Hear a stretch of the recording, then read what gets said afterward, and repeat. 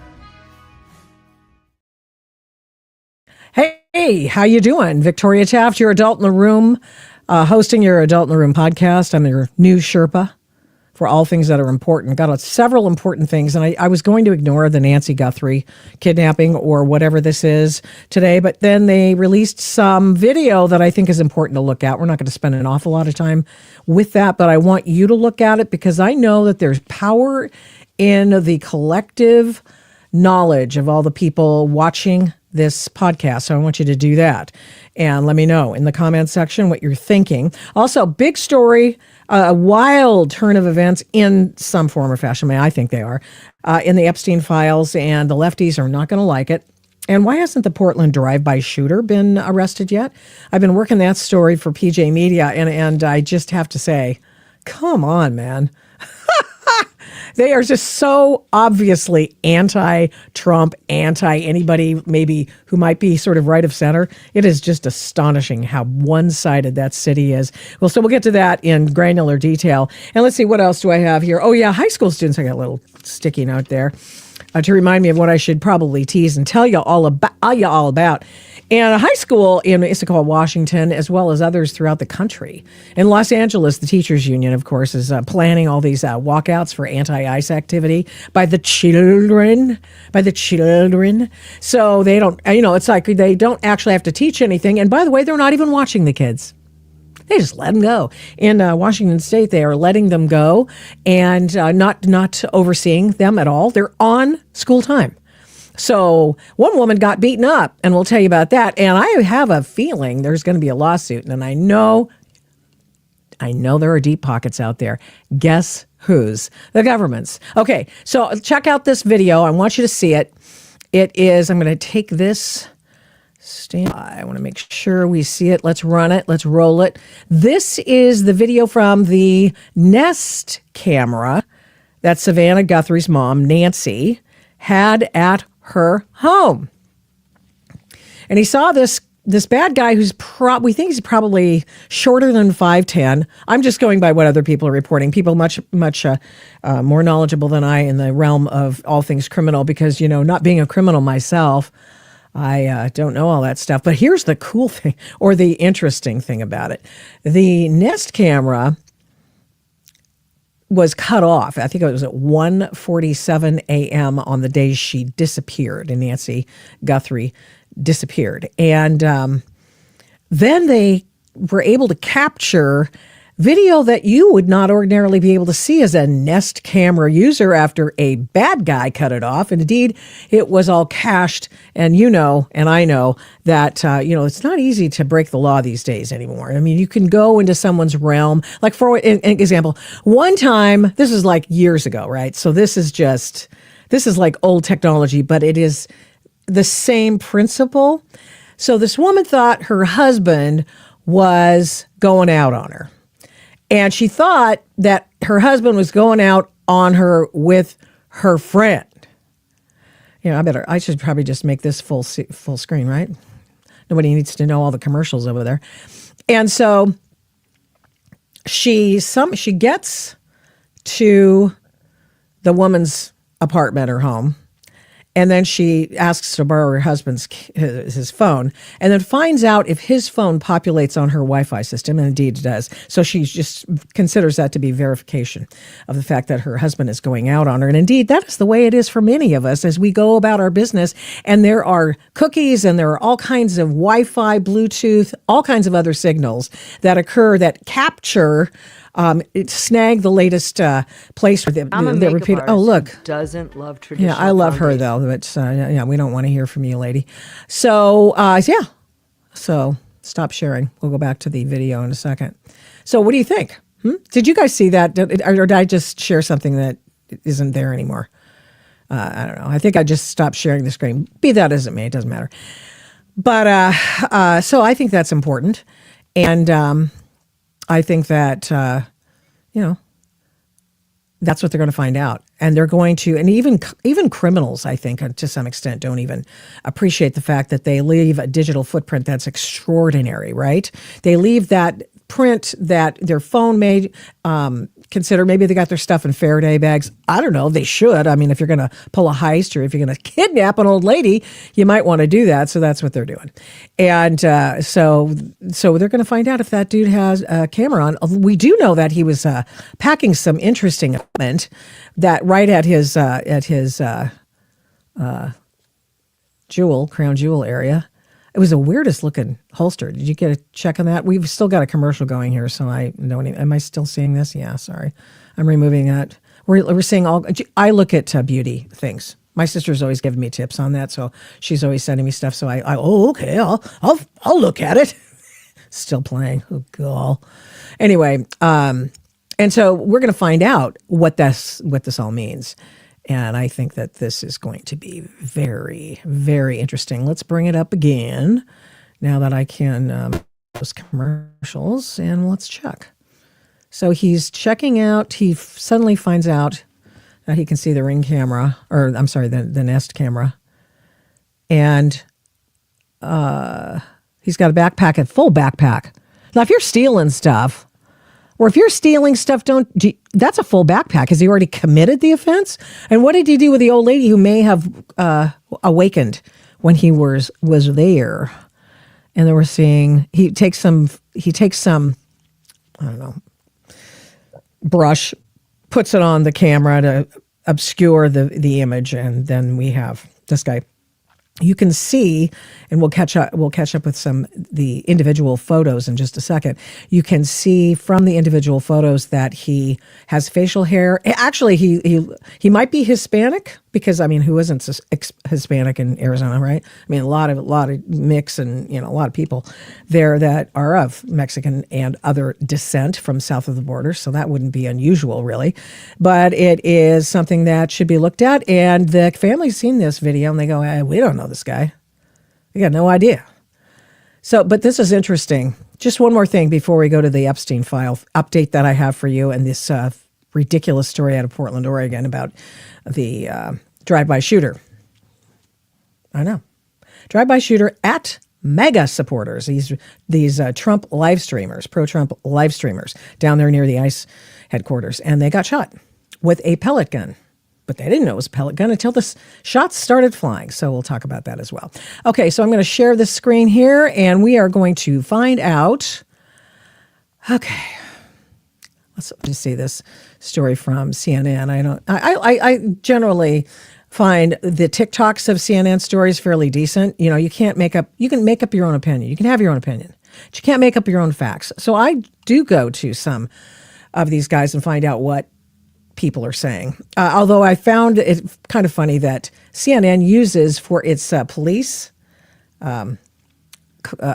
expert,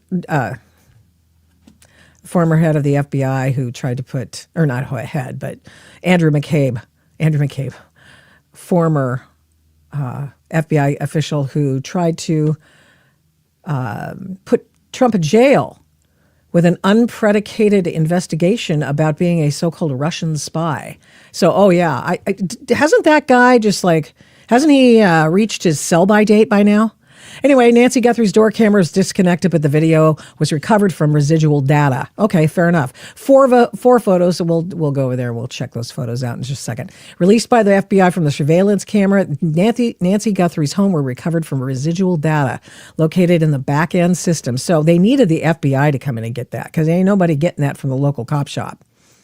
And so that's why they did that. They called the FBI in, and I heard Dan Bongino talking with somebody, I think it was a Fox News broadcast, an interview in which he said that, some of the Ring cameras and the Nest cameras, et cetera, that the neighbors have, it would have been really nice to be able to get access to that data, the residual data, sooner than later. Okay, so that's fair enough.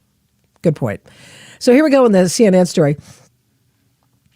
They were recovered from residual data located in the back-end systems despite the camera being disconnected at 1:47 a.m., the morning of her disappearance. Authorities say the masked person is seen in the photos as an armed individual appearing to have tampered with the camera. Let's go back and see if we can see this dude's package, if we will. Look at this. Look at this. Look at this. This is his holster right there in front of the jewels. What the heck is that? That's some kind of, is that one of those supposedly it goes inside your waistband, but he's got it on the outside? Okay. It's just odd looking. Oh, you can't see the image? Oh, sorry guys. Thank you. Here you go. Can you see this one now? I apologize. I'm describing his package and you don't have the benefit of seeing it. So let's watch again. Okay.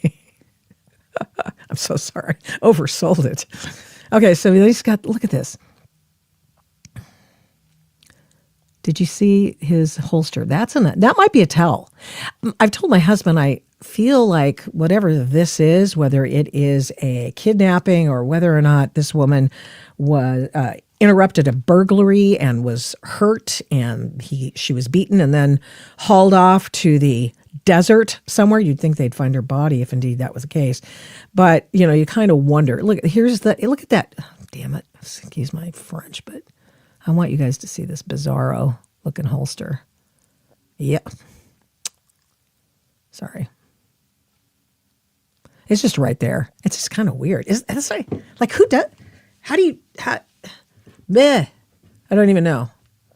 Okay, so then we've got the photos, and I'm going to supposedly share this tab with you. Yes, you got those photos. Okay, they've morphed these together, CNN has. Can you see this now? I think you can. Now they've got the same ones we've just seen, and then they've got some still shots that they've edited in that the FBI released today. Just like a half an hour, 20, 40 minutes ago, something like that. It's relatively new. How about that? How about if I'm not wrong and put a specific date and time on it, or time on it? Okay, so tell me what this means. So thank God the FBI's involved. Remember how they quickly chased down Charlie Kirk's assassin very quickly by the full court press of the FBI. So I didn't see any still shots. I just saw the video again. That's okay. So it's important. It is important. And let this be a lesson You're not safe. You always have a digital footprint. Travel with a Faraday bag. I wonder if that guy had one. If he is a cartel operative, which we have no, we have no support for that idea. But if indeed he is, he would be all up on that and probably do that because those guys are paramilitary these days. Let's see. Hey, Jordan. Hi, Jordan. This is my friend Jordan from back in the Portland radio days. Hey, Jordan. God bless you, my friend. Thank you, Victoria Taft. Portland is madly in love with you. No, they aren't. But thanks for that lie. Yeah. So, all right. I got to show you something. This is, I'm going to go here. This is the Epstein file 302. It's an FBI 302 of the former Palm Beach police chief. And the Palm Beach police chief is really pissed with how the Palm Beach police, his own department, did the Epstein investigation.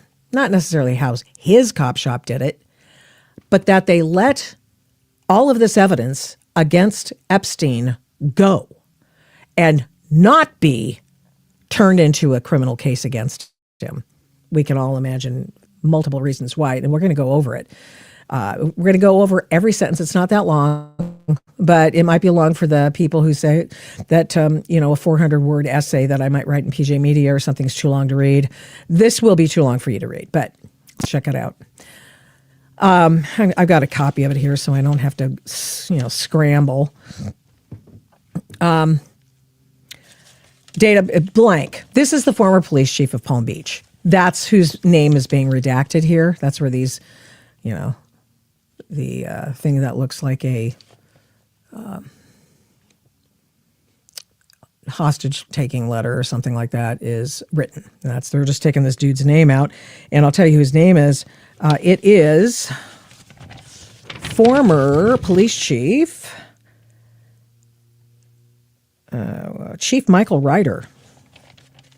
And the guy's upset because they did a complete deep dive into the Jeffrey Epstein situation. They had him dead to rights, they believed, and they believed that Epstein had so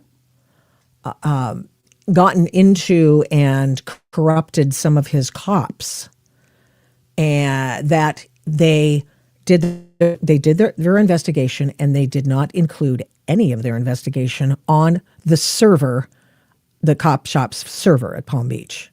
They downloaded everything and they put it in a lockbox, a safe every night. And then they got back to it the next day because it was so compromised by Jeffrey Epstein that they did it that way. They didn't want anything having to do with it. Now, here's one of the other things that is the real takeaway from this 302, which we're going to read, that Donald Trump in 2006 reported Epstein to the Palm Beach authorities and said that guy he's got something with the little girls. So this is what Jeffrey Epstein means when he's talking to Michael Wolff, the author, and they conspire, if you will, that's what Trump calls it, to try to keep him from talking about Jeffrey Epstein. I know about the girls. Then when they say Trump knew about the girls, Trump knew about the girls. That's why he reported it to the police. I know. Narrative switch. Woo! Somebody just switched the narrative. All these people, Donald Trump was diddling little girls. He was in there. No, he wasn't. Shut up. You don't know what you're talking about. Let's go over 302. Here's first line. 302 is an official FBI report. They record it. They take notes. They have two FBI agents always doing all the interviews. We found this out when, of course, we found out all this stuff about the Russia. That's where I found out about the 302s and the way that they do them. You can't record an FBI agent, but the FBI agent can record you. Also, as I make sure you know this, you can't record it so that you can't tell what they took out of their 302 report. Doesn't sound very fair to me, actually, but there you are. Okay, so the 302 says, blank, who's the police chief then, Chief Michael Ryder, date of birth was interviewed in 2019. This is when Donald Trump was in office and his DOJ was doing an overview investigation of Jeffrey Epstein for whatever reason, probably because they were teeing up. I have no idea. I have no idea, actually. And this is the other thing. Context matters. And I've got some other context, but this is what happened. It was in 2019, okay? So this is, and plus, this was in the midst of all the Russia jive. And so that's jive. That's a word from the 1970s. Learn it, use it. It's not swearing. It's fantastic. It means nonsense. So then we've got present for the interview was Detective blah, blah, blah, and Special Agent yada. Two FBI agents in the 302 interview. Prior to beginning this interview, blank, the police chief, was served with a subpoena. So he was subpoenaed by the DOJ to be at this interview. He didn't come willingly. He didn't say, I'm going to drop dime on somebody else or what have you. He came because he was subpoenaed, and he was retired by that time, requesting his participation in this interview that he turn over materials in his possession pertaining to this investigation, that he turn over materials to that and then turn over to the agents 2 boxes containing case-related materials that state they recovered are from the deceased case detective from back in the day. This is referring to the Jeffrey Epstein investigation that Palm Beach ran. This is separate and distinct from that which the feds did, okay? And then after being accused or advised of the identities of the interviewing agents and the nature of the interview, provided the following information, stated that in one of the boxes was an imaged copy of Jeffrey Epstein's kitchen counter laptop. That's interesting. His kitchen counter laptop. And we are here. And that it had phone messages that he hadn't seen before. Okay, this is where we are right here. An employee was stealing from Epstein, and Epstein called the Palm Beach Police Department. This was how the chief met Epstein. Now, you're going to love this because Jeffrey Epstein's he's a reprobate. He's an evil man, and I think any attendant word that you could use that would be a synonym to evil, then, but he knew his stuff, right? So here's what he did. Epstein donated $40,000 to the Palm Beach Police Department to help purchase a machine to help them review security footage.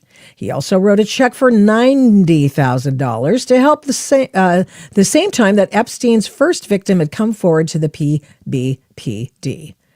The police chief, did not cash this check. It was very common for the police department to receive donations from the wealthy like this. This is, after all, Palm Beach. They got nothing but money. By the way, Mark Zuckerberg moving to Florida. He's redomiciled and purchased a mansion in Florida because he's going to get away from California's billionaire tax. Hey, great job, Bernie Sanders, Ro Khanna, and Gavin Newsom. You've just lost $2 trillion of wealth from California for this ridiculous activity and not standing up for people.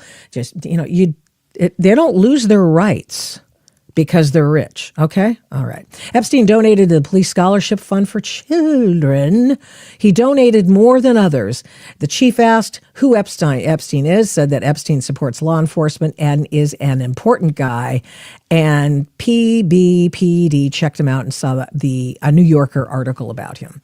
Okay, then this guy became the police chief in 2001. In the early 2000s, maybe 2003, a call came into the tip line that attractive women were coming in and out of Epstein's house. They probably thought it was a prostitute situation, which of course in general it was, except I'm not sure that they were getting paid and or they were too young to consent. Remember, one does have to be a sentient human being and old enough to consent. So Palm Beach police did surveillance on Epstein's house, and 2 separate women were stopped. And they were both students. They were both students of blank, both adults, and said that they were working for him. Okay. So they're old. They're still students, but they're old enough to be considered an adult. What are they, over 16? Really? As a 20? I mean, things, it is in the South, and things were kind of, testy or, a little crazy and in the early South, and, 14-year-olds getting married and all that stuff. But I can't imagine that someone would be considered an adult at 16. Maybe an emancipated adult after 17. Anyway, that's jump ball. Don't know. Maybe you do. So put it in the comments. Okay, the stepmother of the first victim, whose name is blank, thought somebody was the one who made her come forward, and they talked about having sex with a man in Palm Beach. They were brought into the precinct, and she said, "I'm not the only one. There are other girls doing it." This case was assigned to blank, who interviewed a few days later. The case started to grow rapidly. Blank experience inside the house was then corroborated.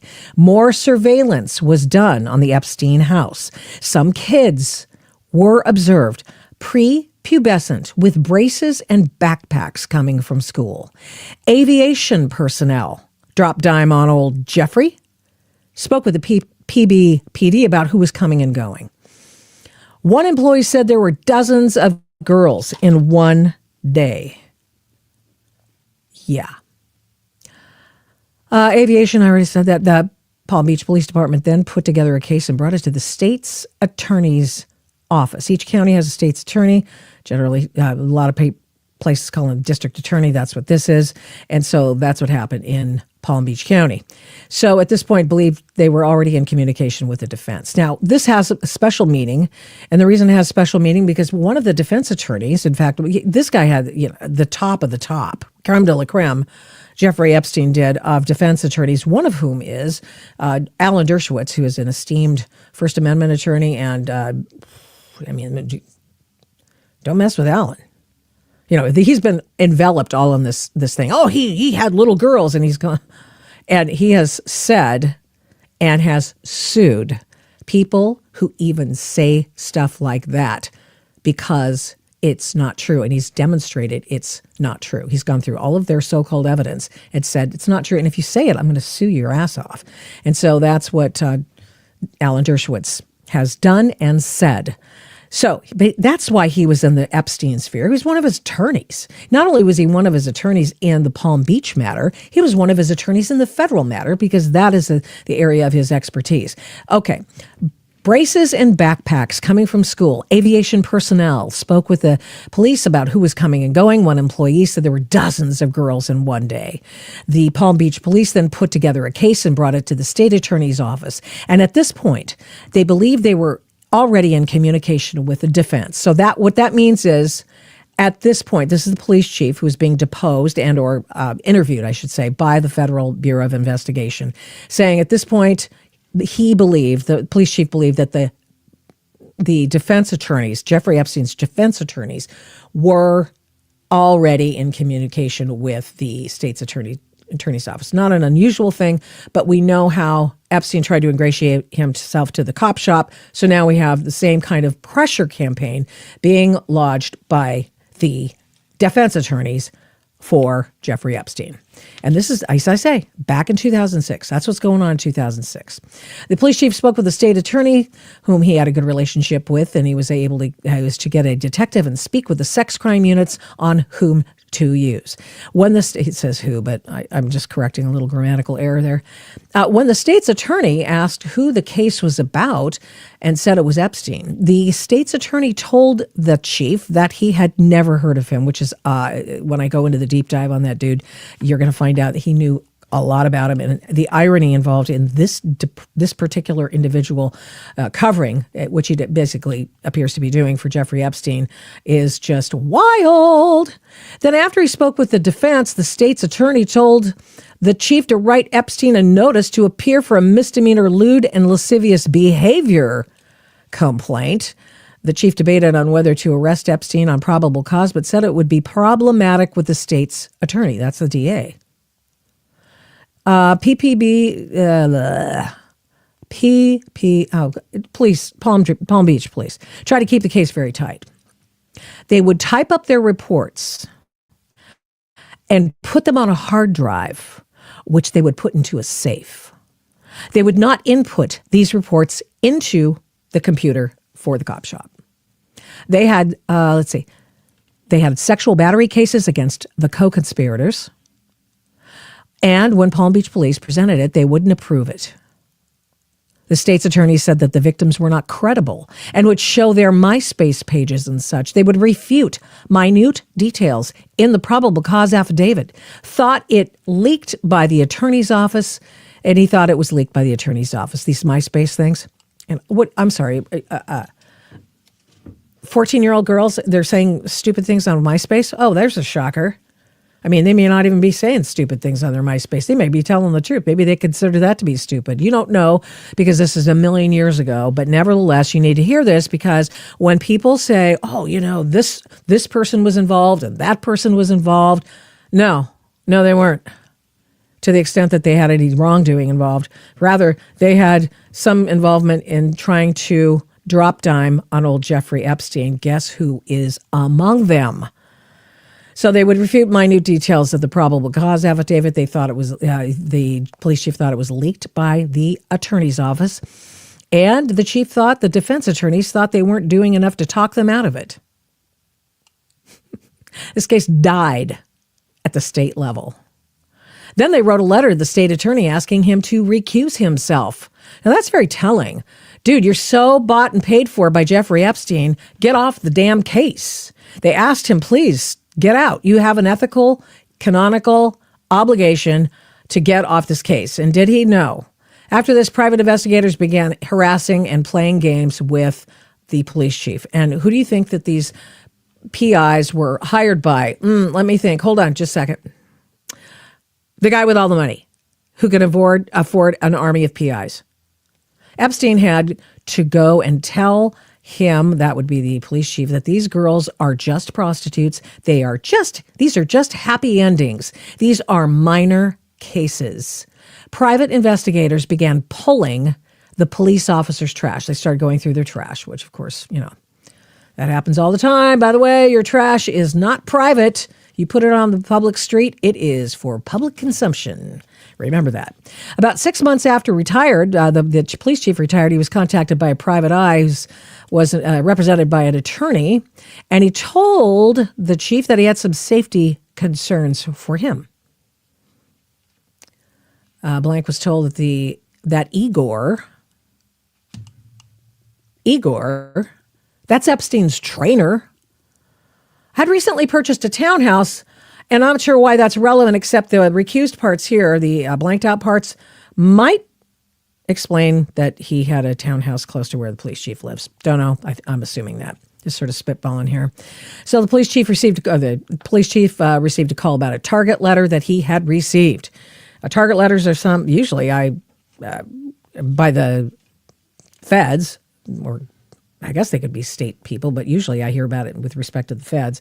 And, oh, look at that. And what they do is they tell you you're under investigation, that you are the object and target of an investigation. Now, what happens a lot here, and I just parenthetically say, and what we've seen happen a lot is that like they told Donald Trump, oh, you're not a target. You're not a target. That James Comey told him he wasn't a target. And of course, he turned out to be a target. See, that's what the old dipsy doodle they do for you. So you get a target note from the feds. You're an object of investigation. So, you know, I'm sure that somebody would say, oh, she's wrong. Oh, okay. Yeah, wrong at your peril. Anyway, this individual told the chief that he doesn't have to worry because Epstein's not in Palm Beach anymore and that he sold his house, which is nonsense. That was not true. It was a weird call, he said. This is police chief relating this. And then Palm Beach police referred this case to the FBI and introduced the victims to the FBI. Everyone was very motivated, so they wanted a federal case. So Palm Beach police said, okay, this is a dead letter here. It ain't going nowhere. The local prosecutor is not allowing this to go forward. Now, remember, Trump was the only one doing anything about this, which he'll even have more verified as I continue to read. This is just wild. Anyway, so they referred this case to the FBI. Everybody was excited, motivated. Eventually, there was a lack of communication. The FBI goes dark. Lack of communication. Well, the FBI decided not to talk to these people anymore, which they do all the time. And they heard there was a discussion of a plea deal or a non-prosecution. That's, of course, that was under the guy who was the U.S. attorney in the Palm Beach County, which was Alexander Acosta, who later went to work for the Trump administration in, what was he? Was he it wasn't Commerce. Something. He was on the cabinet, and then he was forced to remove himself. He quit. He was getting so much backflow from the fact that he had let this Jeffrey Epstein case go. And we all know about Jeffrey Epstein and his connections, real and imagined connections to the intelligence community. And the way I love, if you're not watching Mike Bands, by the way, please go watch his videos. He's so informative. He'll go through some of this stuff. And his conception of the whole milieu of the Jeffrey Epstein thing was like, what was the guy's angle? Well, where did he get all his money? Everybody wants to know where he got all these, billions of dollars. Okay, not irrespective of Lex Wexner's money. He didn't have that much money. So what they figure is he was actually financing arms deals for a lot of bad actors starting in the Iran-Contra era, and that's where he believes he was able to parlay those deals, of course, cut himself a deal because he's the financier for all of these things. He's the arbitrager of all of these deals for these gun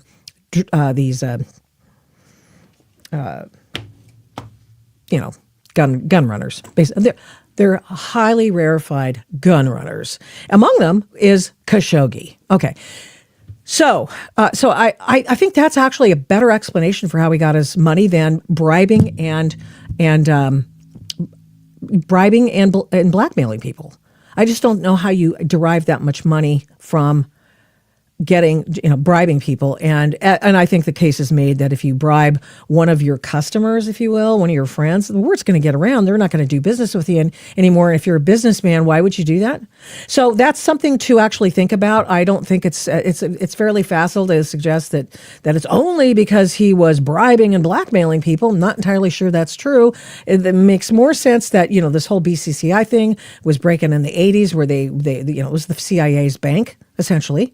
And that thing just blew up in the 80s, primarily because of the Iran-Contra thing, part of which was run by Jeffrey Epstein, financing all of the guns and the military gear for the bad and the good guys. Anyway, back to our 302. So this case was referred back to the FBI. Alex Acosta gets involved in it, and they make this sweetheart deal, primarily because Alan Dershowitz is very good at what he does. Acosta, we're starting here. Acosta said that the defense had him very frustrated with the case, and he said that there was a lot of interest from higher up. So maybe, higher up. Is that the White House? Is that DOJ? Is it the CIA? Wait, let me think. Is it the CIA? Oh, well, probably.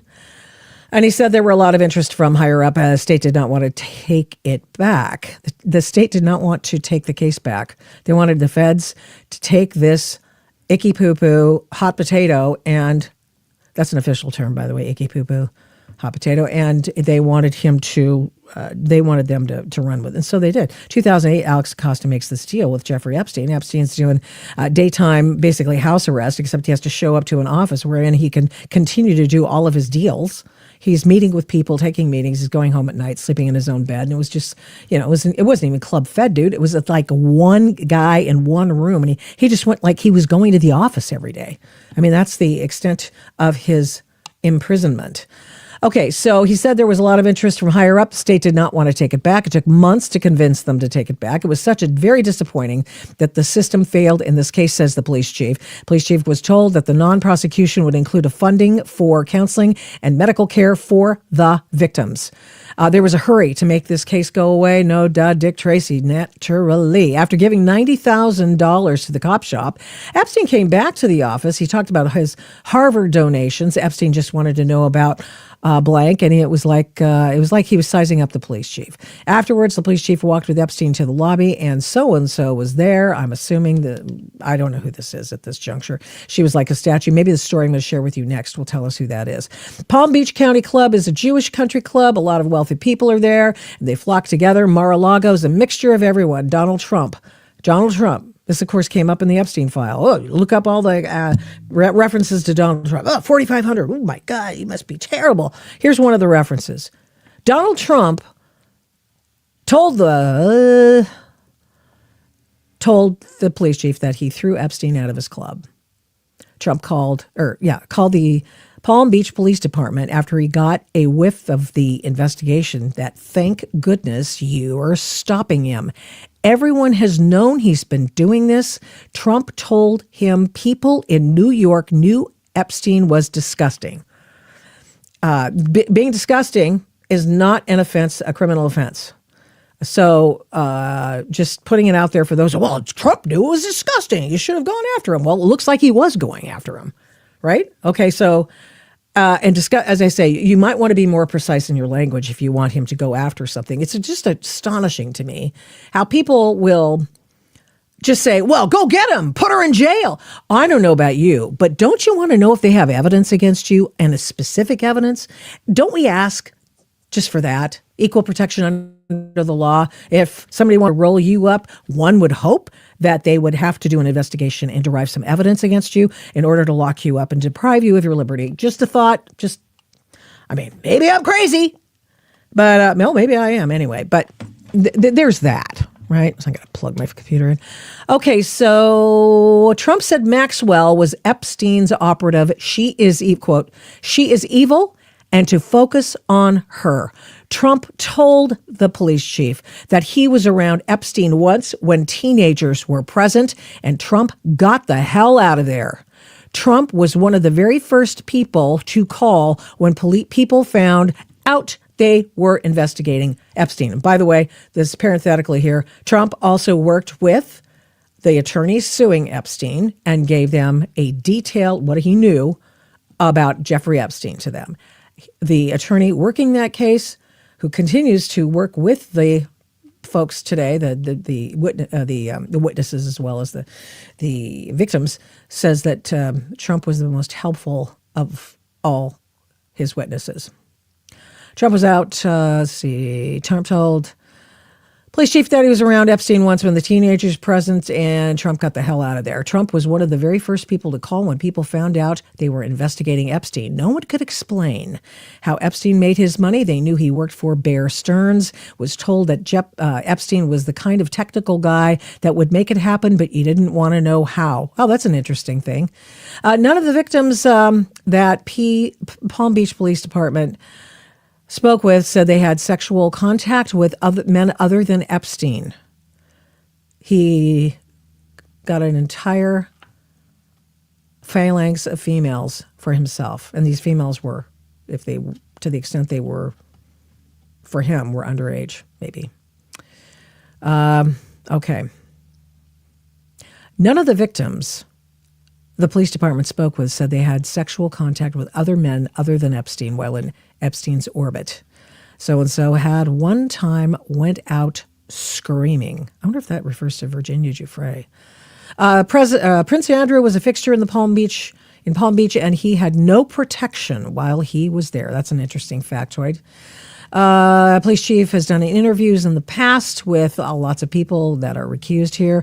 Victims thought the PBPD was paid off by Epstein, which was why the police chief went and did these interviews. He felt he needed to defend his police department and convey the idea that they were above reproach. And this is interesting. An interior designer told the PBPD that rooms in the Virgin Islands had been decorated for teenage girls. Ew. Chiefs contacted the Virgin Islands Police Department, but they were not helpful. In the end, oh, shocker, they were on payroll too.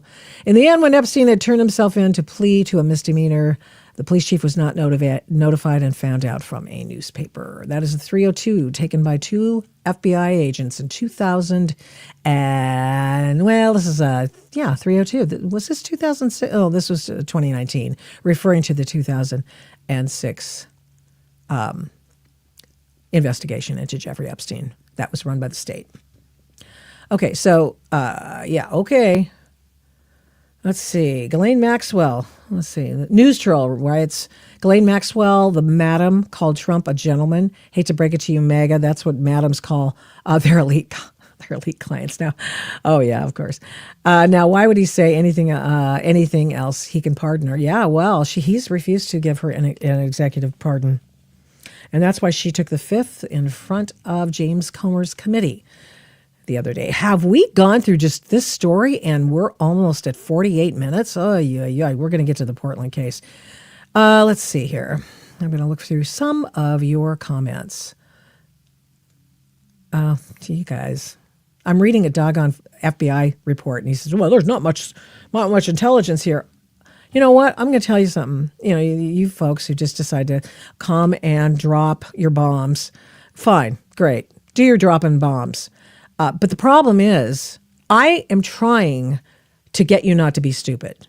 Okay, I am trying mightily to get you information so that you stop making reprehensible and untrue statements that do not add to the public information about this case. It's just not that hard. Read it. Figure it out. You don't want to give Donald Trump the benefit of the doubt. You do that to your detriment. You do that to your detriment because you need to know who's saying what, and you're going to have to listen to him at least at some point, okay? That's what's going on. The Palm Beach Miami Herald wrote the story, and the Miami Herald wrote the story suggesting that it was Trump and he knew about the girls. Okay. And they wanted to continue that apparent fiction. I'm going to assume that's in a fiction. Part of this has been, of course, Jeffrey Epstein was working with the author, Michael Wolff, who wrote a supposed tell-all trash book about Donald Trump within the first 2 months of his first presidency, Trump 45. And there are copious notes in the Epstein files talking about how Wolff is, it would look like the employee maybe of Epstein, maybe Epstein's his patron. And what he's doing is he's writing books, he's writing columns, and he's getting back to Jeffrey Epstein and meeting with him multiple times, sending him notes, Wolff sending him copies of whatever his latest essays are for magazines and stuff like that. And they're talking about how to get Trump. And so Trump's going, oh, yeah? You know, he's very litigious now.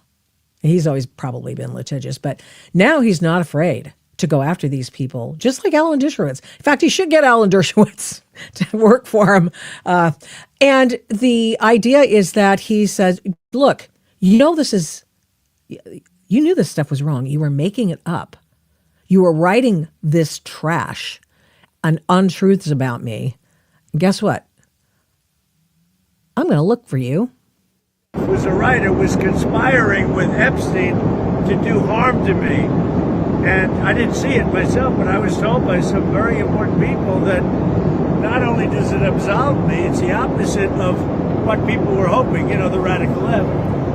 That Wolff, who's a third-rate writer, was conspiring with Jeffrey Epstein to hurt me, politically or otherwise. And that came through loud and clear. So we'll probably sue Wolff on that. Yeah, and he's going to... And maybe the Epstein estate, I guess. Yeah. I don't know, but we're going to certainly sue them. You want to sue the Epstein estate? Well, you may, I guess so, because he was conspiring with Wolff to do harm to me politically. That's not a friend. Yeah, that's not a friend. No kidding. Okay. Yeah. So he's thinking about doing that. I'm going to switch gears now, and I'm going to tell you about the drive-by shooting in Portland on Friday night at the right around the ICE headquarters in Portland, where there's been activity since June of 2025 There have been riots. There have been people keeping the neighbors up at night, setting off explosives, including fireworks and also other kinds of munitions to scare ICE officers, to obscure them, to threaten them and attack them and follow them. Okay, so that's been going on since June of 2025. What do you know? And so this happened the other day. This is, the low-level hum of evil, as far as I'm concerned, going on around the ICE headquarters.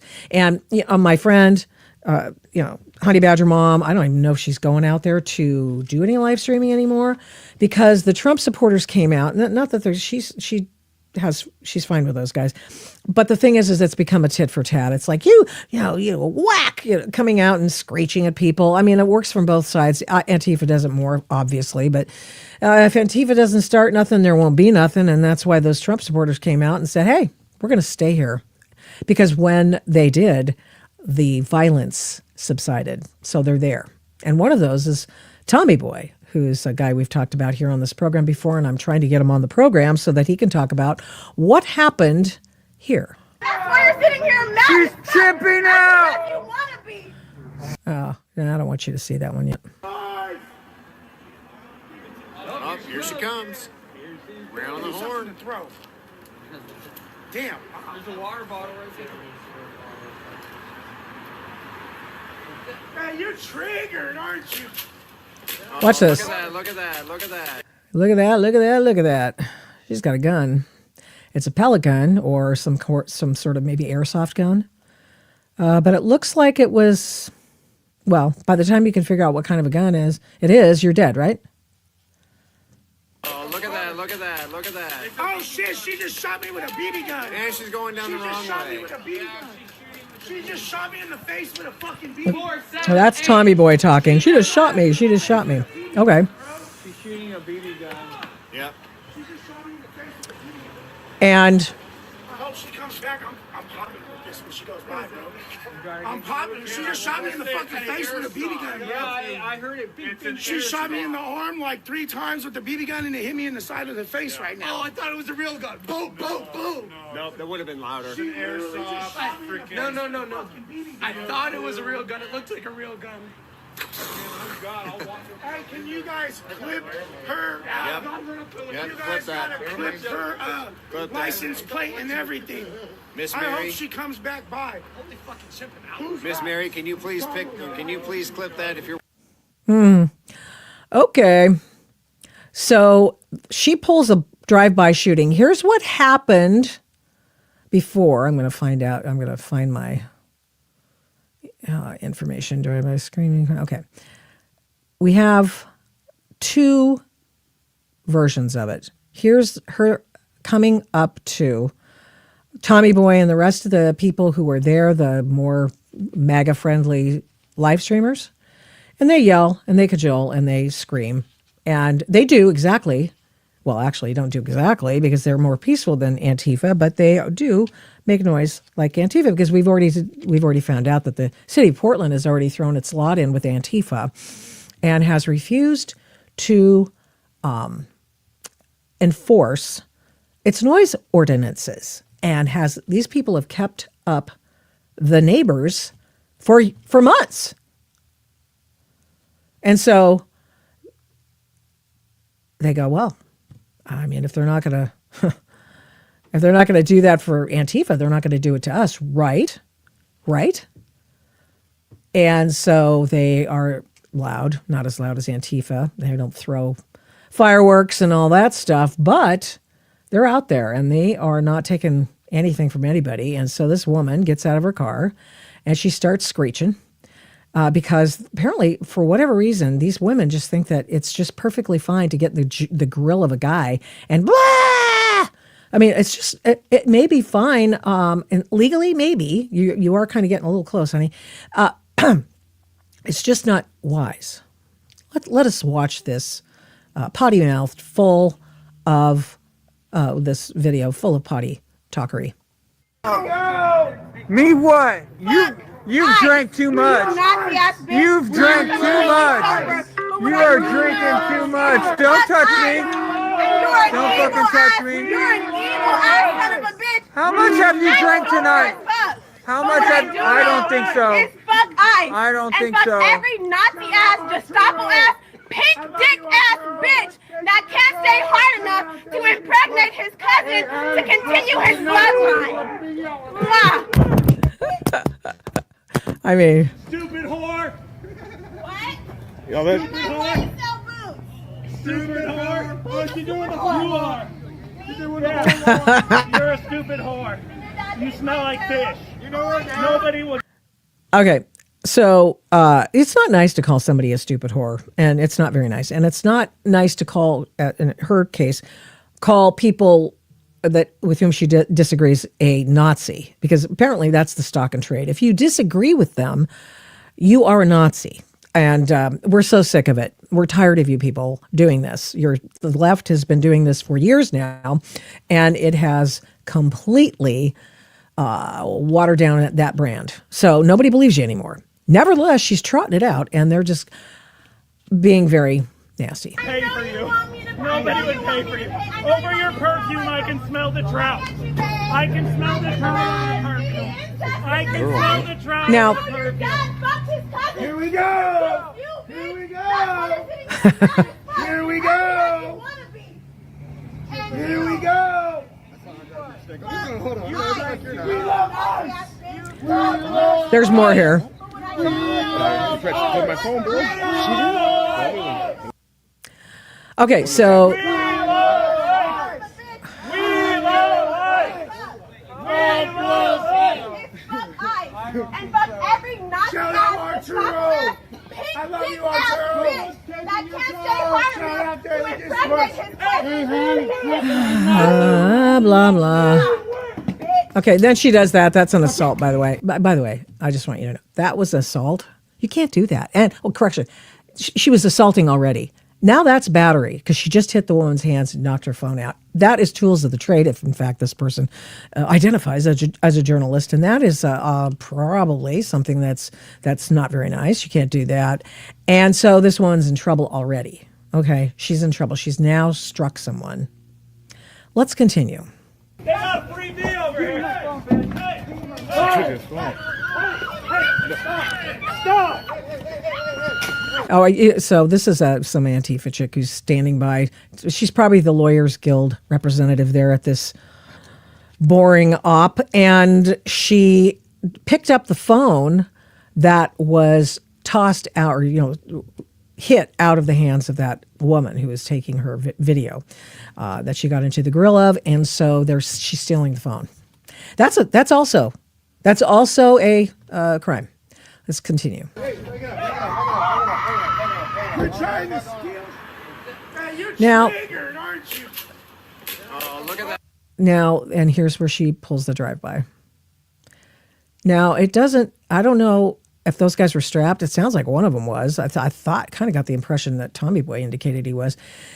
Because he said, I'm going to pop her the next time she comes. And, of course, that never happened. So, obviously, that was just talk. But now here, I just want you to know, can you tell that's a BB gun from here? Oh, look at that. Look at that. Look at that. No, you Oh, can't. shit, she just shot me with a BB gun. And she's going down the wrong way. That's assault with a deadly weapon, potentially. It's assault, certainly. It's assault 4 or something, whatever it is. And so, bad news bears for that chick. She's in trouble. And so, but is she, though? This is Portland. Is she really in trouble? So I talked to I emailed the cops over the weekend. After I saw this video, I went, holy shinola. This chick's in trouble, and she just pulled a drive-by. She got her feelers hurt. She got in her car. She previously tried to run someone over. This guy kicked her car. And then she threw water at them, and they threw water back at her. And they're not the frozen water bottles that you see from Antifa. They stockpile frozen water bottles to throw at ICE officers and then go, I just was, throwing water. It wasn't that big of a deal. I've seen it all. Believe me. Trust me on this. So it wasn't that. Excuse me. Sorry, I got a cold, I guess. It feels like it. And so that's what happened. And so she comes back. She's thought about it. And she arms herself. And she definitely wants to scare them. And she is angered and possibly drunk. That's what they said. Who knows? Yeah. Oh, I'll give them some props, whatever. Don't know. I don't know. I wasn't there to smell her breath, and neither were the cops. Okay, so all of those things that she just did, she planned an assault. Okay. And she carried out an assault. Notwithstanding the fact that it didn't have live ammo or, 38s or I don't even know, 9mm in her gun, she did assault people, and she did commit a drive-by shooting. She could have killed somebody, and they could have shot her back, and they would have been justified in so doing. But I will tell you something. This being Portland, there's always always a reason that they wouldn't do it, and I'll tell you one of the reasons why. They just don't have the intestinal fortitude to do it because they don't want to upset their Antifa base. Plus, there are, three socialists on the city council now? And so they will not allow the police to look into this case. I mean, I'm just saying they will probably bring all pressure to bear to stop any prosecution of this case. Yeah, sure, it's up to the DA, but let me tell you something else the DA did. Remember, we talked to Dan Sandini the other day, and Tommy Boy was also attacked by a rock. I think that was him. And by a guy who was known to the police, who had a rap sheet, and who was a sexual predator of sorts. I mean, he had been involved in some law breaking with respect to that. And the cops did not choose to prosecute him, bring charges against him. Probably because it was that collection of people. Well, come on. A criminal act is a criminal act, irrespective of who you are. They can yell at her all they want. They can call her names all they want. But you know what? She can't come by. Oh, shit. She can't come by and shoot her gun at people. I don't care what kind of gun is. Watch this. And then she comes by, comes back, rethinks, and does it. Oh, look at that, look at that, look at that. Oh, shit. That is folks, that's a drive-by shooting. And now she's all upset. Now, this woman, Isis is her first name. Isis is upset because somewhere along the line, I thought I saw it on one of the videos, she got bear sprayed, but I'm not sure because she also got sprayed with water. So, but she claims that she has burned skin and it's all their fault. It was all them. It wasn't me. Poor me, poor me, poor me. So I just woke up to MAGA doxing me. Mind you, this is what they did to my face. This is what they did to me. We have no idea what her face looked like before this because she had makeup on and stuff like that. Who knows? I have no idea. She might be telling the God's honest truth, okay? I just know that without makeup, I look really bad. So I'm not sure what the deal is. And now they're doxing me all over the internet, and they did this to me. Look at my face. I have second-degree burns all over my face. I can't even move my face. Wait, whoa. I did not attack anyone. Okay, hold on there, Isis. We're going to come back to that. I have second-degree burns all over my face. How does she know that? Did she go get treated at a hospital? Do we have some medical papers that she could perhaps produce to undergird her case here? Well, we don't know. We don't know, but we do have tears. And when you're a chick and you got tears, when you're a chick, you can cry all you want. And people, yeah, they could. It kind of does look like acne scars, actually. I was kind of thinking that. And it looks like acne scars, possibly. And I think we can all agree that she's an idiot. Yeah, all the problems with her face. How could she talk with her face moving? Well, here we go. I did not attack anyone. I didn't hurt anybody. Yeah. All I did was move his camera. And he attacked me. Look at what he did to me. All They I did, vandalized my car. They kicked a dent in my car. they did kick it. I mean, they kicked her car. We saw that on video. Some dude kicked her car. I don't know who that is because I'm not down there every day or what have you, but some dude kicked her car. Okay. But he also says in another video that she was trying to run him down. He was just pissed. Now that doesn't mean he can damage your car. I'm just suggesting the fact that there may be some predicate for that after she tried to hit him with her car. This is what they're alleging.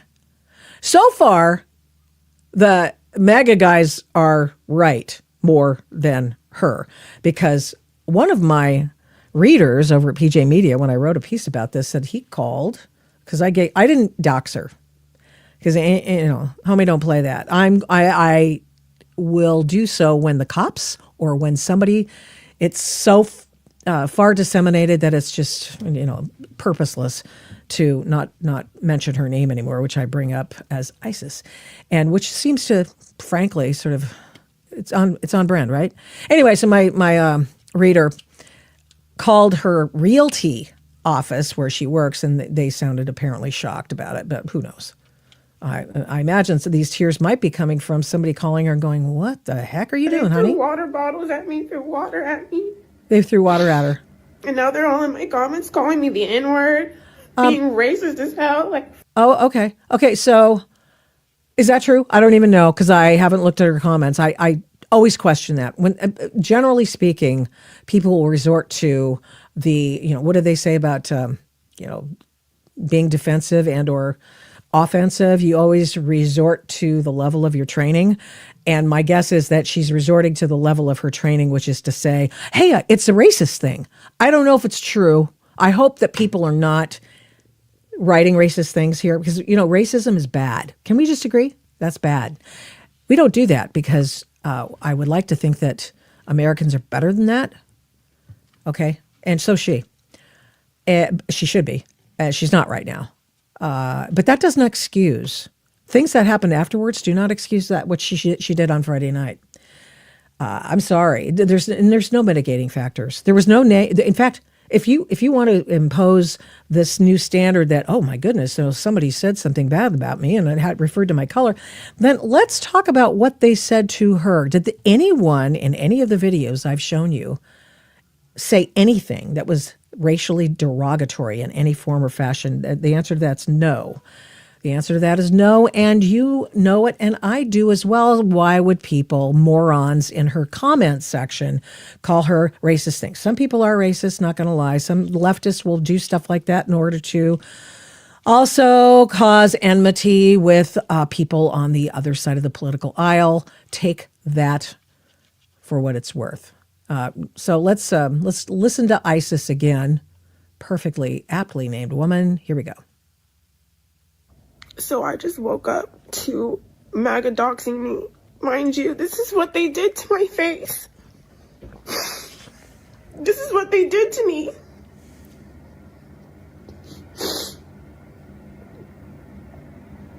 And now they're doxing me all over the internet, and they did this to me. Look at my face. Can I ask somebody? Somebody in the cheap seats out there, and I say cheap seats with all the love because I don't charge for this or obviously anything. But now, I've never been sprayed in the face with bear spray or whatever this was. I would imagine capsaicin might burn. Can I tell you how I use capsaicin at my house? I put it in the bird food. I know. Hey, look, I'm the adult in the room. I'm like the kid in the room. I actually feed the birds. Yes, I do. Put capsaicin in there so that the squirrels don't eat the bird food. Because squirrels, you guys got to go find your own nuts, okay? You may be a squirrel just looking for a nut, but you ain't going to be doing my nuts on my porch. So anyway, apropos of nothing. So I do use that, and it keeps them out. The birds don't care if there's capsaicin. Does capsaicin do that to your face? And indeed, if it was bear spray, does bear spray do that to your face? Could somebody comment Yeah. All in my face. I can't even move my face. I did not attack anyone. I didn't hurt anybody. Okay, that's a blatant lie. That is a lie. Liar, liar, pants on fire, lady. ISIS. That's a lie. Come on. All I did was move his camera, and he attacked me. Look at. Yeah, no. And he attacked me. All I did was move his camera. Moving your camera actually in this case was not only assault, but assault and battery. That's just what happened there. So that was assault and battery. Probably never going to be charged, but they have every right to respond if they think you're going to come at them again. And you were right in that, whoever that person's face was, ISIS. Let's keep going. What he did to me. They vandalized my car. They kicked a dent in my car. They threw water bottles at me, threw water at me. They threw water at me. And now they're all in my comments calling me. Okay, so they threw water at me. I did nothing wrong. These are her points. I threw water at me, did nothing wrong. My face is burned. Okay, that is not good. I mean, we don't want that. We don't want her face burned.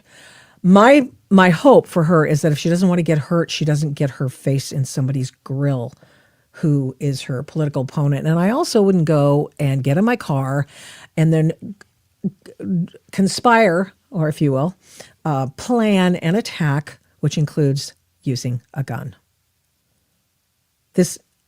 Nothing you say here, ISIS, absolves you of plotting an attack and carrying it out because you're either drunk or pissed. Doesn't work that way. Can't do that. That's against the law, my friend. And indeed, it's against the law even in the city of Portland. And I could bring up the case of Mike Strickland, and I highly commend to you viewing my Mike Strickland interview recently where we went over his case. He pulled gun on Antifa when the phalanx of Antifa people, like 10 of them, came at him, not once, but twice. And the second time they came at him, he goes, oh, hell no. They're not going to beat me up. They roughed him up the first time. He goes, oh, hell no. Pulls his legal weapon. Doesn't get his finger near the trigger. Incredible trigger discipline. And holds them off.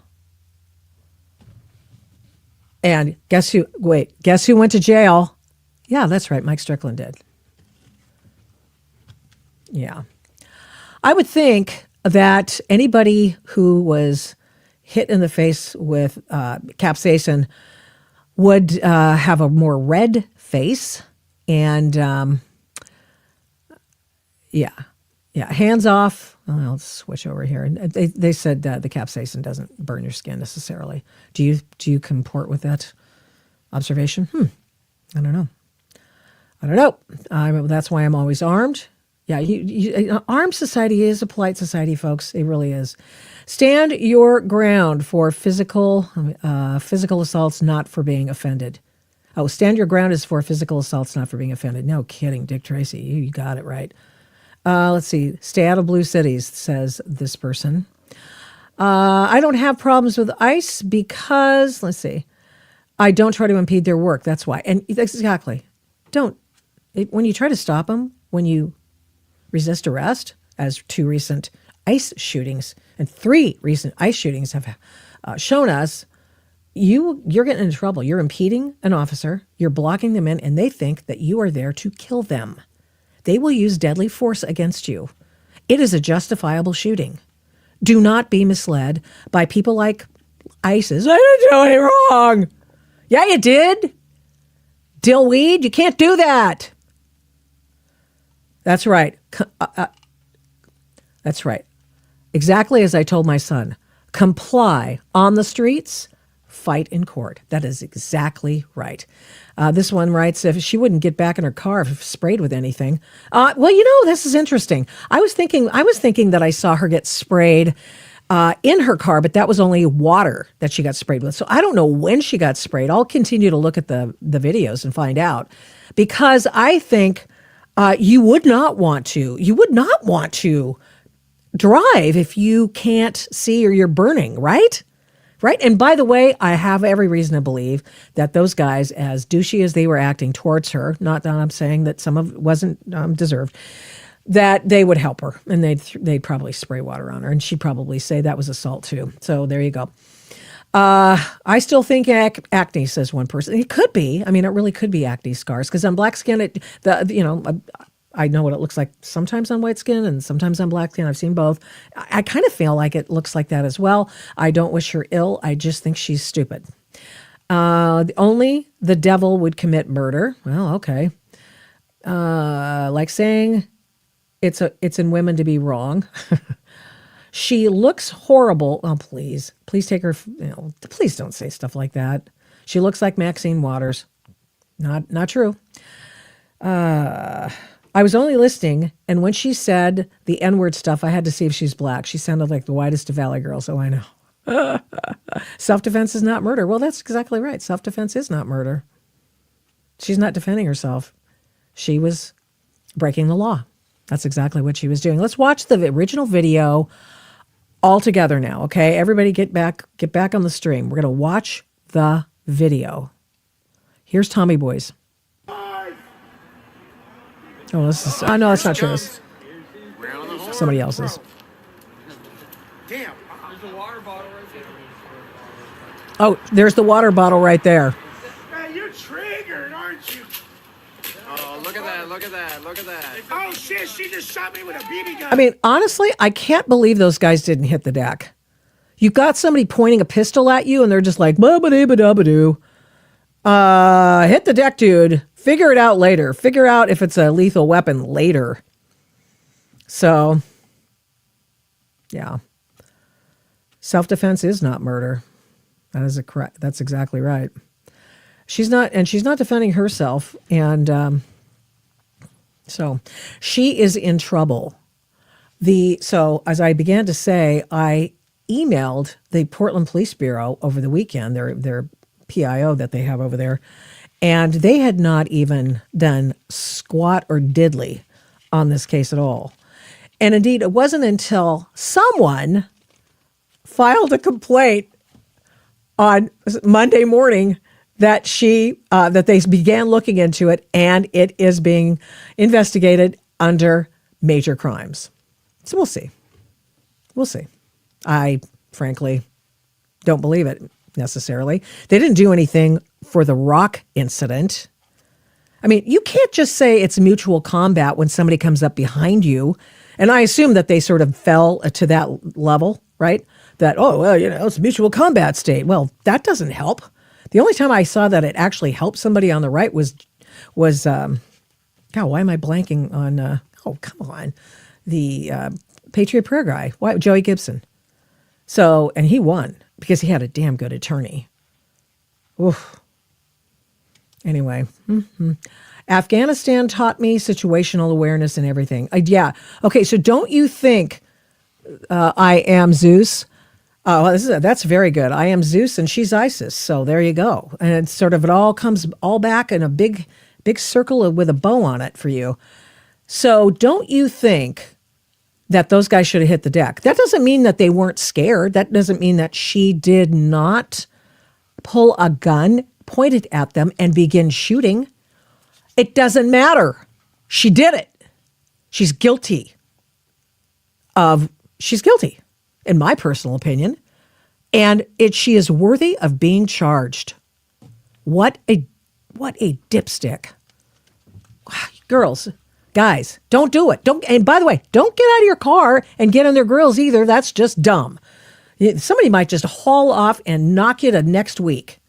One blow from a man. By the way, none of them hit her. Did you notice that? Oh, none of them laid a hand on her. She, on the other hand, laid a hand on them. Anyway, don't do that. Don't be stupid. One blow could kill you. You know that. Woo-wee. Yeah, that was so fakey. Yeah. Well, she's got to redeem this somehow, right? She's got to redeem it because it's she's guilty. She knows she's in trouble. She may have gotten fired.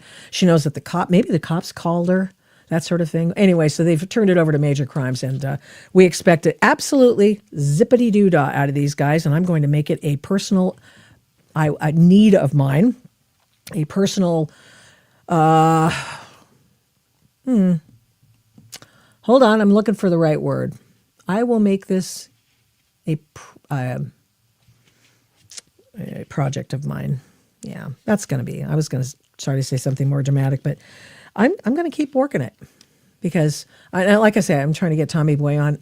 I hope he comes on the program. I really do. And we'll find out sort of away from the crazy what he felt was going on. So I Am Zeus. Yeah, I Am Zeus, the guy who's in Afghanistan, says that those guys should have hit the deck. I mean, if they thought they were going to get shot. That does not mean that she did not shoot them. That does not mean that there were people who wondered if that was a real gun. That's just the way it is. It's all on her. New York taught me situational awareness. Boy, is that the truth. Yeah, you really do have to have your head on a swivel around there, especially with all the homeless people. No hate now. I feed homeless people, so I'm fine with that. And when I joke about, well, I got to go now, I'm going to feed the homeless. Well, I'm doing that sort of in a joking way, but I actually do that. And it's not, no halo here. It's just that you do what you do. But the thing is that a lot of people that are quote unquote homeless who are on the streets are there because they're taking drugs. And so you really do have to worry about them taking cold cocking, doing a haymaker, hitting you up, doing something that will kill you while you're around them. So you do have to have your head on a swivel. No hate toward anybody, but you got to be careful. You've got to be situationally aware. Let's see here. Let's see. It would break my heart, but I cannot risk my death over assumptions. Ain't that the truth? That's right, I Am Zeus. Good comments. Good comments. You can tell when people have experience, right? They've already thought this stuff through. And they go, yeah. It would break my heart, but I cannot risk my death over assumptions. That is such a good. I'm gonna keeping that up. She would get manslaughter charges down here in Florida without having committed manslaughter. Really? I mean, she shot him, but somebody's got to die first, right, to get manslaughter, because that means you've slaughtered a man, sort of in its simplest form, right? But be funny. I mean. No, none of this is funny, by the way. The police have to do something, and they have to get over the fact that they are now empowering and Antifa and all of the other leftist groups that have now populated that area since June of 2025. They have to do something. They have to clear it out. They have to enforce the law. They have to enforce time, place, and manner laws and incitement laws. And that goes for everybody down there. That's right and that's left. They have to do that, because to do otherwise means that they continue to do what they've been doing, means that they'll tolerate any number of things that are law-breaking events. And they will, and if they tolerate this drive-by shooting, you shouldn't go there. You should not go there. If the cops aren't going to do anything about this, if the city's not going to do anything about this quality of life crime by this stupid idiot, then they're going to have to clear that area out and not allow either side there. And I'm not saying that you can have protests, because after all, that's under the First Amendment. But there are limitations on the First Amendment. Time. What time can you do it? Where can you do it? Place. And in what manner can you do it? Can you commit drive-by shootings? Is that something that is that free speech? No. Don't be stupid. Of course it's not. Yeah, I worry about her. Yeah, he's worried about her, yeah. Let's see. On a subway station platform in New York, you have to have situational awareness. I would not even stand on the subway platform until that doggone subway train was there. I mean, all you need is another 4-year-old to get thrown out there, or some chick to get run over by the subway. Yeah, if you have to, if you're going to be armed, be situationally aware. I assume that's what he means. Let's see. Oh, come on with the pedophile comments. You want him to be a pedophile. You're just pissed he's not. There's no such group as Antifa. Get educated. Oh, you got to love that. Okay, Granny. Whatever. Why don't you get educated? I hate they make carrying so difficult. I would prefer to say brandish. She did brandish it. But sadly, that's a crime in most places. Yeah. So, all right, guys. So there's another one here I want to share and round out the program today. And it is this case out of Columbia County, Oregon, because, of course, that's where the Antifa people love to live. And it also plays into this case that I was going to bring to you today, but I don't have enough time on this stream. But I will do this because it's an 18-year-old kid. I say kid, he's a young man. He's old enough to I don't know, drive and, what 18-year-old? Oh, yeah, you can vote. So you have these nincompoops voting. And bottom line is the kid had decided that he was going to encourage other people to kill ICE agents. And in Oregon, Columbia County is not Multnomah County, folks. The Columbia County is where normal people live. It's cheaper. It's on the Columbia River. It's a beautiful county. I love it. And so they're making sure that this kid is brought up on charges. I say kid once again because I am the adult in the room, and anybody younger than me is way younger than me. So I just want you to know that's really what goes into it. I don't think he's a child. I think he's a grown young man who obviously lives outside of his home. I'm going to take that video off. Just a second. I'm going to share this tab instead, doing it. And I'm going to make sure that this video is off. I have to talk to myself and talk myself through things so that where is that? Dang. Drive by. Is this, hold on.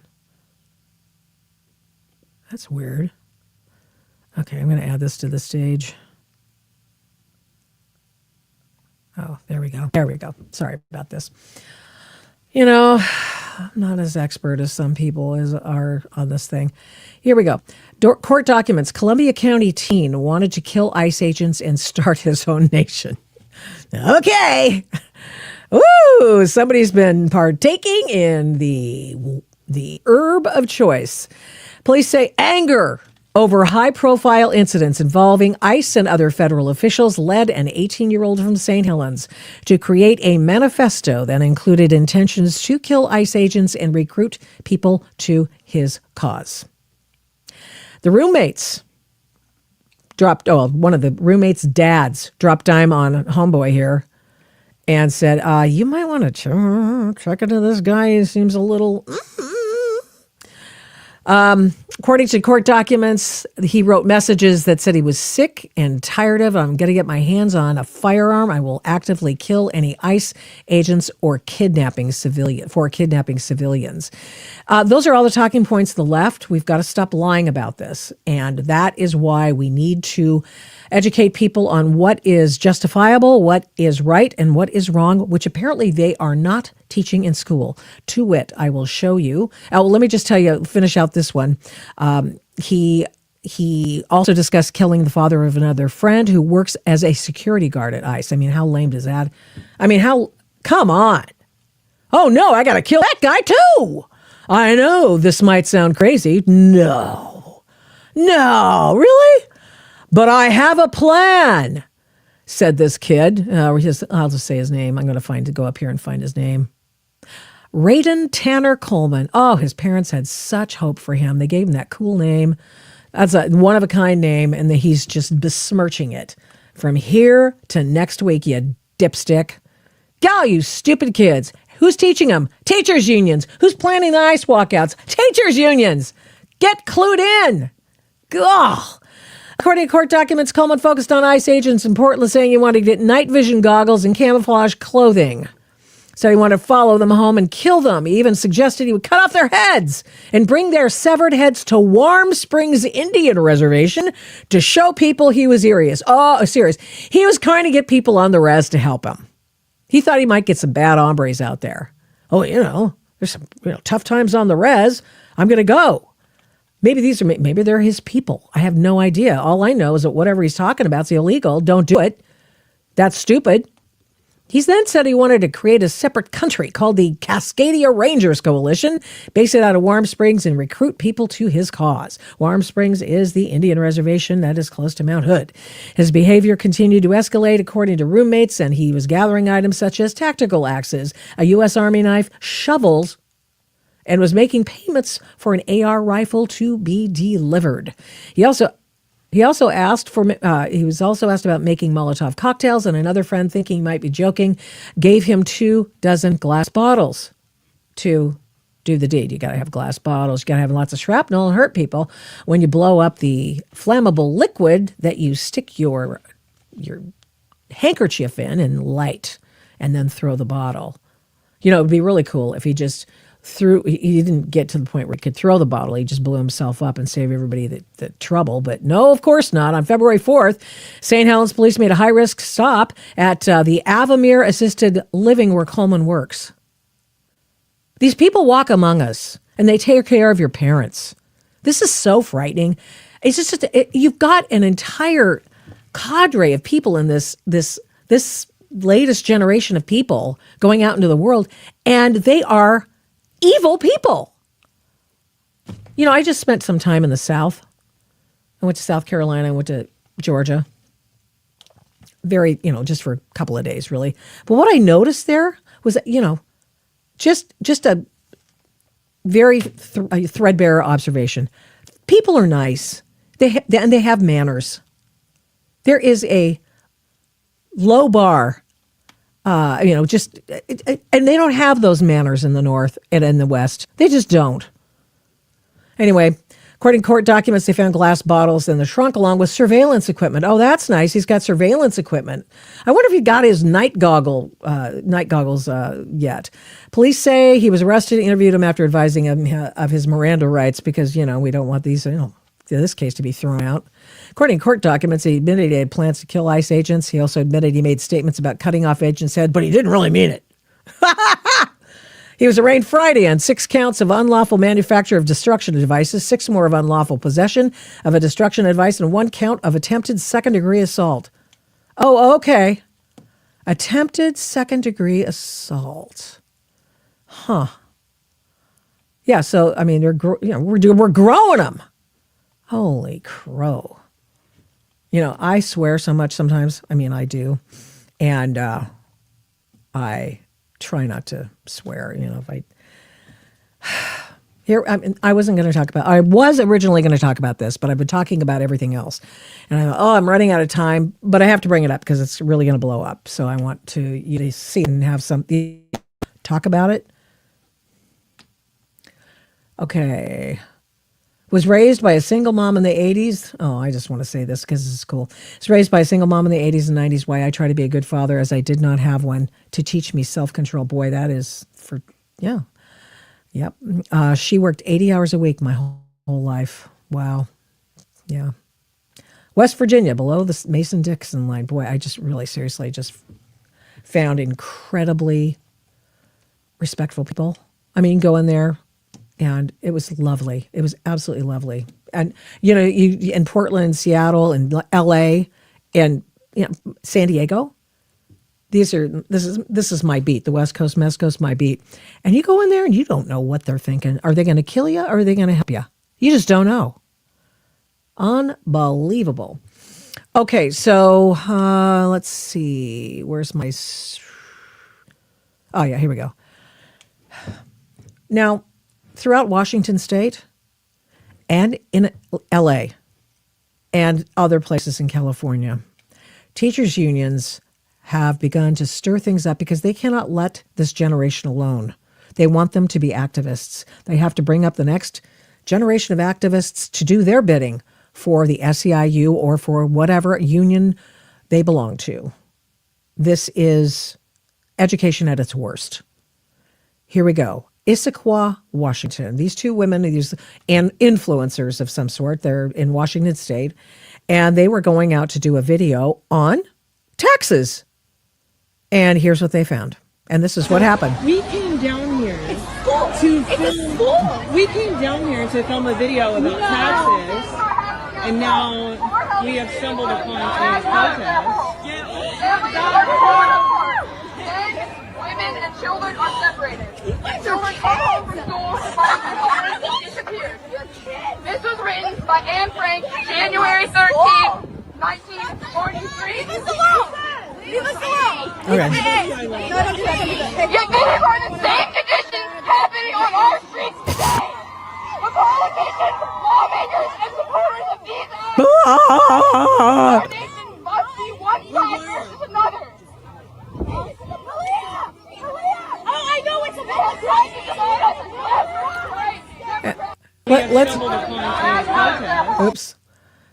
Okay. So, they see this student protest there, in Issaquah, Washington, another Native American name that we have in Pacific Northwest. I grew up in the Pacific Northwest, so it's by the way, it's Willamette River.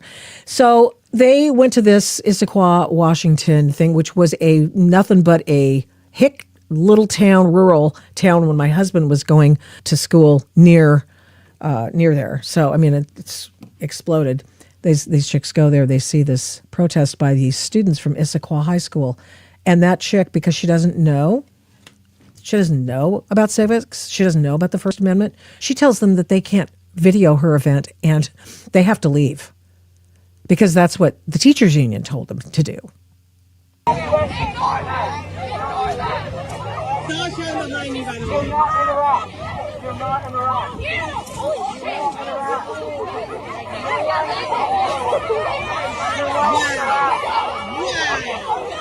Okay, now this is when they start. This chick comes. Both these. There's two women, and where'd I go? Did I just take myself off? That's hilarious. Oh no, I'm still here. Hi, I just Anyway, oh hello, thank you so much, Alex. I think you did that for me. Thank you. Anyway, I apologize. These guys go, and then they have every right to be there. These kids are on a public sidewalk. They have every right to protest, but they don't have any right to do what they just did to this woman. Watch this. They start beating the crap out of her.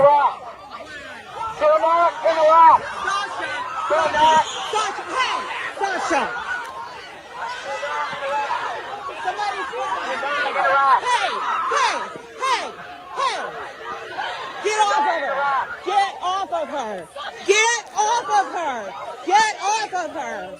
Get off of her! Wow! Wow! Sasha! Sasha! Sasha! Sasha! Sasha! Sasha! Sorry, Sasha, I'm throwing your drink on the ground. I can't hold your drink against you.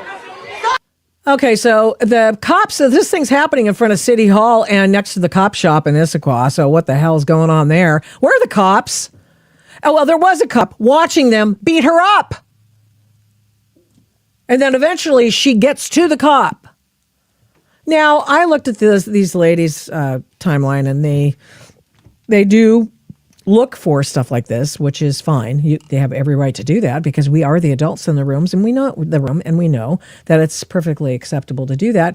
And they didn't actually insinuate themselves into this incident. The kids were there, and they all of a sudden felt as if they had some sort of proprietary, right to have this area and without adults because they're used to that. Apparently, we're the adults in the room for their school, by the way.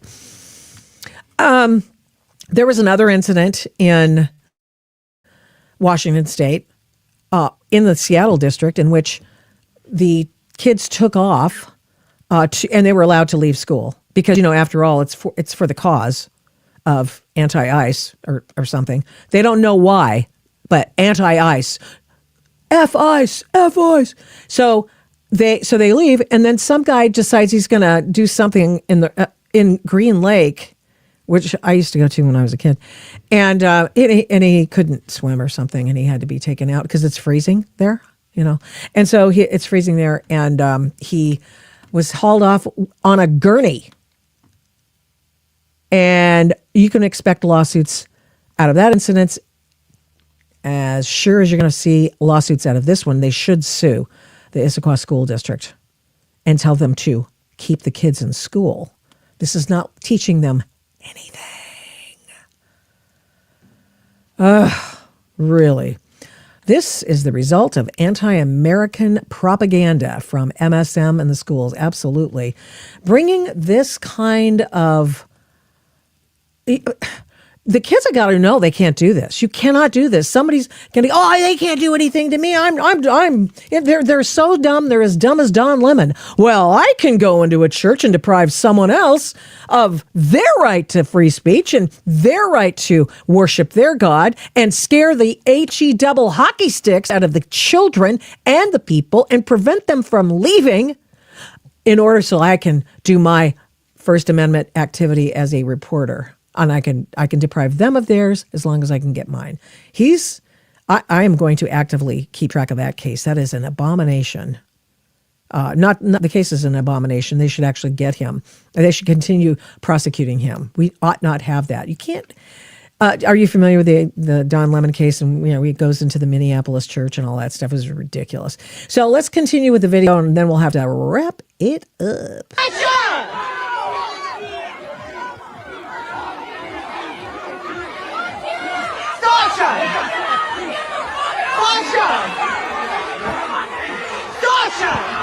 Look at that.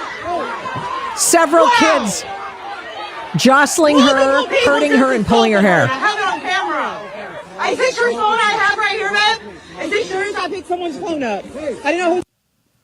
Okay, so, hello, you can't do that. I know. The kids should really be given a lesson in how to observe the First Amendment. I really feel that would be helpful in school. I know. Wait. We could call it civics. We could tell them about how a bill becomes a law, except now. I mean, traditionally, in the past, if bills have become laws, they don't actually do those things anymore. They just put omnibus things together, and then they hope that nobody notices that there's, some big old squid in the middle of it that's stinking everything up. But so this is an example of how stupid we're growing our kids. Those women had every right to be there. They had every right to video them because those kids were out in public and there was no presumption of privacy. The end. And if you want your students to have a presumption of privacy, keep them somewhere where it's private and or in school where it is private. And you have to get permission to take video of your students. I highly recommend that you keep your kids in school and teach them something, not how to be stupid like these kids. Shame on you, Issaquah High School. Shame on you. You are an abomination. Get your kids out of public schools. Get your kids out now. Whew. They don't hate the police or Nazi. They want to be the police and Nazi. Well, that seems to be true. Front row journalist, VT, that's me. Trump needs a dirt nap. Yeah. Oh, very nice. We all know what that means, sir. Yeah. Can I put you down as is that an official threat, or do you just want to go down as, just a LARPer? Come on, man. Don't be stupid. Yeah. I am Zeus. Once again, name checked on the Victoria Taft podcast, the Adult in the Room podcast, because he's not dumb. And he's been there and done that and gotten the T-shirt. I know you're all working long hours, but you have to be there for your kids or someone else. Well, that's exactly right. Yeah. Hey, you have quite an interesting criminal record. Is this the other Victoria Taft, who is a porn actress who was killed in the Paradise Fire? Yeah, I know about her. So anyway, awesome. There might be something going on with the Nancy Guthrie case. Let's just before we leave. I keep saying I'm going to leave. I mean, I'm on here. It's going to kill me not to be doing anything. I was just going to check out. Let's just find out together, shall we? SWAT vehicles. Nancy Guthrie. God,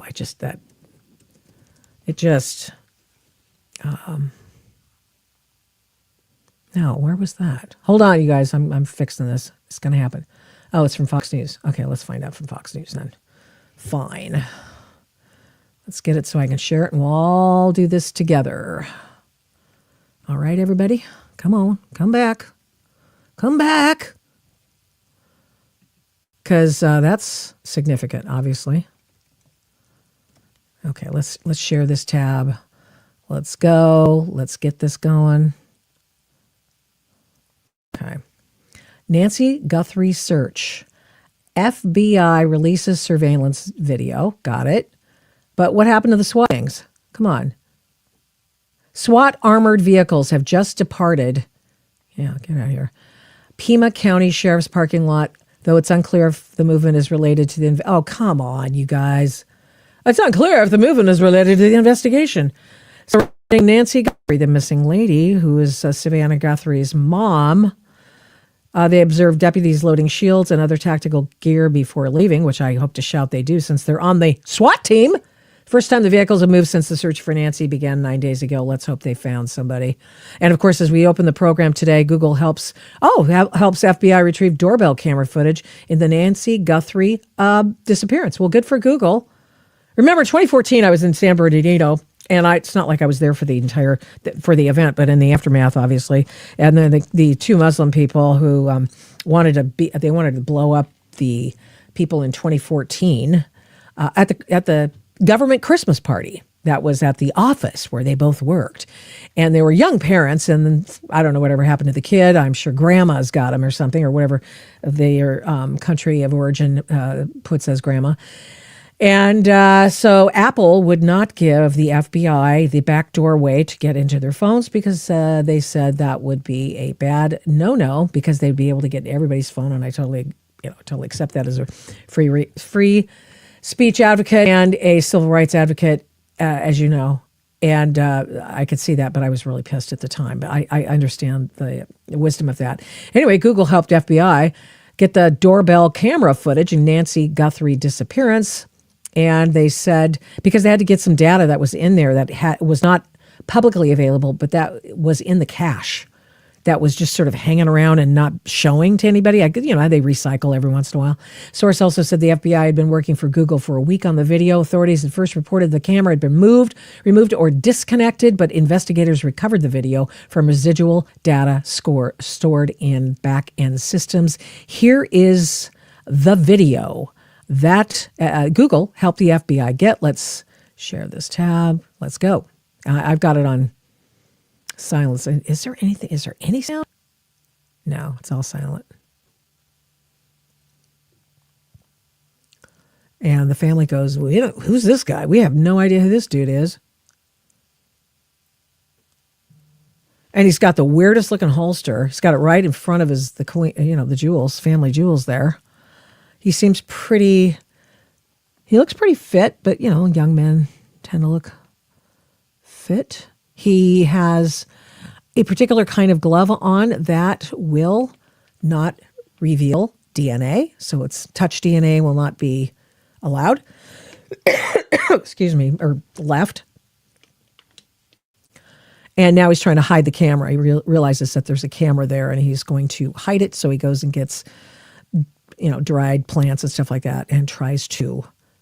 He's kind of, I don't know, he's kind of thick at the bottom. Is he that fit though? I don't know. Huh. And he's putting the plants on the camera.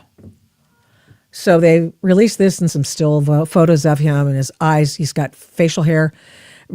You can see his eyes. That's always the way to the soul, right?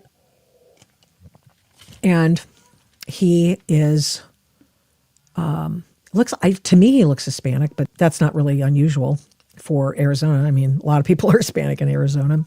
Proximity to the border. I, at one point in time, thought, I wonder if it's a cartel-related thing. But why would they take her, Savannah Guthrie's mom, for crying out loud? Another FBI guy said that, of course, they'll get additional information. They can, believe it or not, they can take AI and use AI to reveal, if you will, through his balaclava that he's got on. He's got a ski mask.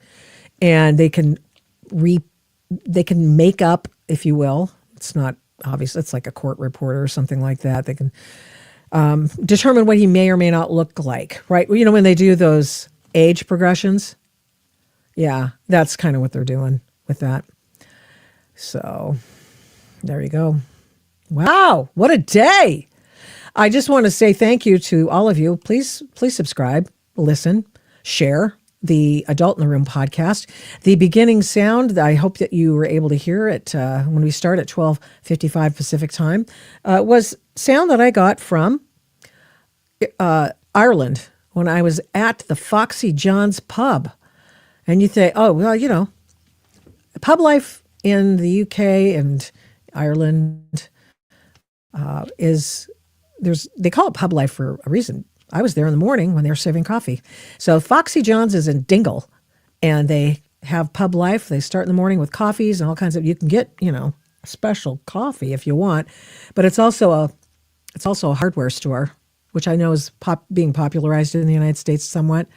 I know there's one in Seaside, Oregon, or at least there was, and it's kind of fun. And they got the idea from this oldest pub forever. So I went in there one time, June last, I think. Time of my life, truly one of the best trips I've ever had. Very much enjoyed it, for a variety of reasons, nature and that sort of thing.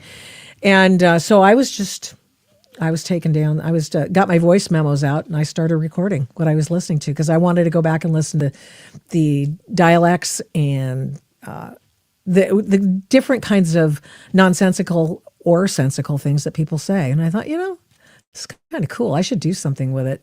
So Alex put it together with me or for me to do our countdown to the program. And when you hear it again, it's Foxy John's in Dingle. Go there when you're in Ireland. It's a lovely little place and give it more than one chance. On Saturday nights, it's kind of a college kids affair in the back room. They have loud music and TVs and, it's the typical bar scene in a way. But in the mornings, it's pretty cool. All right. Thank you so much for being a part of the Adult Room podcast today, listening to me yammer on. Somebody told me, be quiet. Like, what do you mean, be quiet? Why would I be quiet? It's like I have to talk. That's sort of the point, isn't it? Anyway, love you, mean it. I'll see you back here on Thursday from 1 to 2 something or other. It's almost 3 o'clock on the Pacific Coast timeline. Oh, wow. Anyway, thank you. Remember to share it. Bye. Thank you so much for watching and listening to this episode of the Adult in the Room podcast. We do not take you for granted. We appreciate every single person who tunes in every week to listen and watch this program. We're here every Tuesday and Thursday, live streaming on Rumble, and then on every other podcast platform shortly thereafter when we can port it over and get it over there as soon as we can. All the shows can be found at victoriataft.com, where the censorship regime has been banned by me. Follow me on social media at these names: Victoria Taft, the Adult in the Room podcast, and the Victoria Taft Show. Send media inquiries, or any others for that matter, to victoria@victoriataft.com. And here's a big ask. Would you please subscribe, share, like, comment, recommend, and give this program a 5-star rating where you can? We really appreciate it. We do not take that for granted either. Follow my work at, you guessed it, victoriataft.com. PJ Media, I write tons over there. Flamingo Audiobooks, and of course the radio. I don't do this alone. This show is produced and engineered by Overall Media. 1A Cast is responsible for some of the Adult in the Room podcast's imaging. Logo design by Hageman Creative. The Adult in the Room podcast is produced at Flamingo Road Studios. All rights reserved.